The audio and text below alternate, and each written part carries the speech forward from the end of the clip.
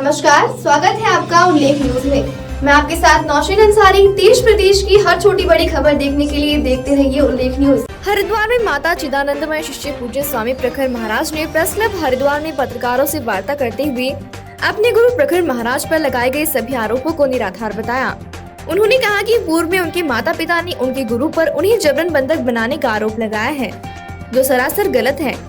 उनकी आयु 28 वर्ष है और वे अपनी इच्छा से अपने गुरु के साथ रह रही हैं। मेरे पूर्व आश्रम के माता पिता, एक सन्यासी के माता पिता उसके गुरु ही होते हैं, तो मेरे पूर्व आश्रम के माता पिता द्वारा जो भी आरोप लगाया गया है गुरुदेव को लेकर, वो सब असत्य है, झूठ है, उसमें 1% भी सच्चाई नहीं है। उन्होंने कहा कि मुझे बंधक बना के रखा गया है, मुझे बहला के फुसला के हरिद्वार आश्रम लेके गया है, ये सब झूठ है। मैं 28 वर्ष की हूँ, मेरी सोच समझ अपनी खुद की है, मेरे निर्णय अपने खुद के हैं, मैं बालिग हूँ।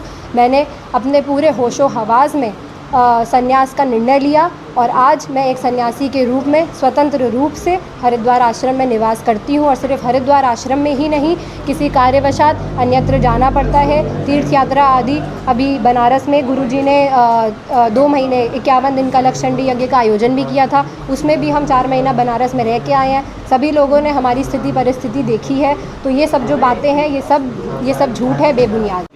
देखिए, मकसद सिर्फ गुरुदेव को नीचा दिखाना, साधु महात्माओं के खिलाफ ये षड्यंत्र अब कौन कर सकता है, कैसे कर सकता है पता नहीं, लेकिन साधु महात्माओं के खिलाफ षड्यंत्र और गुरुजी की धन संपत्ति, गुरुजी का जो कानपुर का स्कूल है उसको हड़पना, गुरुजी की जो भी धन संपत्ति है उसको हड़पने के लिए। जी, जब मैंने 2019 में उनको एफिडेविट दिया था कि मेरी संन्यास की स्थिति है, मैं संन्यास लूँगी, 2019 के बाद मैंने पूर्व आश्रम में ही रहकर 2020 के फरवरी में घर छोड़ा। जब घर में खूब कलेश हुआ, उन्होंने कहा ठीक है आप जाओ, जो करना है करो। वो स्वयं मुझे गुरुजी पास सौंप कर गए कि ये अब आपकी शिष्या है, आपको इन्हें जैसे रखना है रखिए। इसके साक्षी कानपुर के कई निवासी हैं। उसके बाद हम शुभताल में रहने लगे, उन्होंने आके मेरे साथ मारपीट की, उसकी कंप्लेंट यहाँ पे दर्ज है, उसकी फ़ोटो भी है, मैंने जैसे कि आपको दिखाया, उसकी मेडिकल रिपोर्ट भी है। और ये कंप्लेन भोपा थाने में दर्ज है, जिस केस को मैं दोबारा रीओपन भी कराऊंगी। इन्होंने मुझे मारने के साथ जान से मारने की भी धमकी दी थी, वो भी सब केस रीओपन होगा। हरिद्वार हाई कोर्ट में ये सब स्थिति परिस्थिति देखते हुए मैंने अपनी सुरक्षा के लिए ऑलरेडी अपील की हुई है। मुझे जान का खतरा गुरुदेव से नहीं है, आश्रम के किसी भी लोगों से नहीं है। मुझे जान का खतरा मेरे पूर्व आश्रम के माता पिता और उनके साथ जुड़े हुए कोई भी हैं उनसे है। यदि मुझे कुछ भी होता है तो उसके जिम्मेदार मेरे पूर्व आश्रम के माता पिता होंगे और उनके साथ जो भी जुड़े हैं वो होंगे, ना मेरे गुरुदेव, ना मेरे गुरु परिवार से जुड़ा हुआ कोई। जी बिल्कुल, बाबूपुरवा थाने में ही जहां अब फिर से ये रिपोर्ट दर्ज हुई है और महिला आयोग के माध्यम से उनके द्वारा ये सब जांच पहले ही की जा चुकी है और एक एफआईआर उनके द्वारा लगाई जा चुकी है। तो अब ये केस उन्होंने फिर से किस बेसिस पर रजिस्टर कर लिया, किस बेसिस पर वो इससे फिर से जांच कर रहे हैं, ये मेरी समझ से बिल्कुल बाहर है। ये उनके द्वारा एफआईआर लगाई गई, इसकी कॉपी उस पुलिस थाने में भी होगी, आप सबको भी दी गई है और जहां इसको भेजने की ज़रूरत पड़ेगी मैं भेजूंगी। इसमें साफ साफ स्पष्ट लिखा है कि ये मेरा स्वतंत्र निर्णय था और मैं स्वतंत्र रूप से रह रही हूँ, मेरे ऊपर कोई दबाव नहीं है। योगी आदित्यनाथ जी से भी मैं मिलने का प्रयास करूँगी और उनके माध्यम से मैं चाहूँगी कि शायद ये जो हमारा भ्रष्टाचार कुछ और बाकी है, जो इस प्रकार से कार्य हो रहा है, ये सब पे सख्त से सख्त कार्रवाई की जाए और इस प्रकार के लोगों को प्रशासन से हटाया जाए। बिल्कुल, जो आरोप लगे हैं उसके लिए हम हाईकोर्ट में पुनः जाएंगे। हमने डिफेमेशन के लिए केस फाइल कर रहे हैं और एक रेस्ट्रेन ऑर्डर भी उन तक जाएगा कि वो इस प्रकार के बयान आगे चल के ना दे।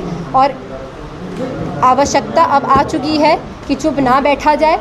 अब जो भी पूर्व आश्रम के माता पिता साथ लोग, पहले तो पूर्व आश्रम के माता पिता और उनके साथ यदि कोई जुड़े हैं, जो कि जुड़े होंगे, उन सब पे कार्रवाई करके आवश्यकता पड़ने पर उनको जेल तक भिजवाया जाएगा।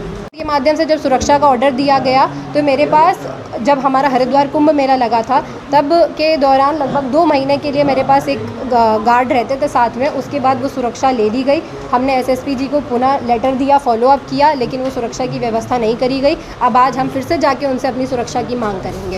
ये इससे यही बात स्पष्ट होती है कि उनके साथ कुछ ऐसे लोग जुड़े हुए हैं जिनका अपना स्वार्थ है। अपना स्वार्थ सिद्धि कैसे, कि वो या तो उनको दिख रहा है कि कि इस मामले में हम बहुत सारा उनसे धन संपत्ति इकट्ठा कर सकते हैं, उनको ब्लैकमेल कर सकते हैं, उन पे एक दबाव बना सकते हैं। और वो एक ऐसे महापुरुष हैं, निष्पाप महापुरुष हैं। उन्होंने जो भी किया है हमेशा डंके की चोट पर सबके सामने आके किया है। तो ये जो भी उन पे लगाए जा रहे हैं ये सब एक षड्यंत्र के तहत एक साधु महात्मा को बदनाम करने के लिए, और ये हमारे सनातन धर्म के खिलाफ भी एक बहुत बड़ा षड्यंत्र चल रहा है जो साधु महात्माओं के ऊपर ऐसे आरोप लगते हैं। और मैं आपके माध्यम से यही अनुरोध करूंगी कि हमारी जो प्रेस है, जो मीडिया है, वो शक्ति है भारत की, और ये शक्ति यदि एक साथ जुट जाएगी तो इस प्रकार के जो साधु महात्मा पर गलत आक्षेप लगाए जाते हैं उनका सबका हम खंडन मिलकर कर सकेंगे।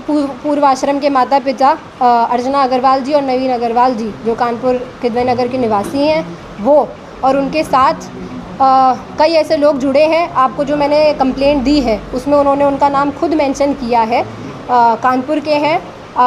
मैं उनका नाम स्वयं नहीं लेना चाहूँगी क्योंकि ये सब बात उनके कंप्लेन में ही स्पष्ट है। एक वो सज्जन गुरुजी के सेवा में भी काफ़ी सारे सेवक रहे वो, और ऐसी ये सब जानकारियां हैं, उनके नाम भी हैं। यदि ज़रूरत पड़ेगी तो आगे चल के उनके भी नाम खोले जाएंगे। और यदि अभी वो अपनी हरकतों से बाज आते हैं, वो ये मानते हैं कि उन्होंने जो भी केस डाला है, जो भी बयान दिए हैं वो सब झूठे हैं, तो ये सब मामला यहीं शांत हो सकता है। और यदि वो इसे आगे बढ़ाना चाहते हैं तो ये हाई कोर्ट तक जाएगा, ये मामला उनके खिलाफ़ कार्रवाई तक जाएगा। और यदि हम सच्चे हैं, मेरे गुरुदेव सच्चे हैं, मेरा सन्यास सच्चा है, तो उनको जेल भी होगी।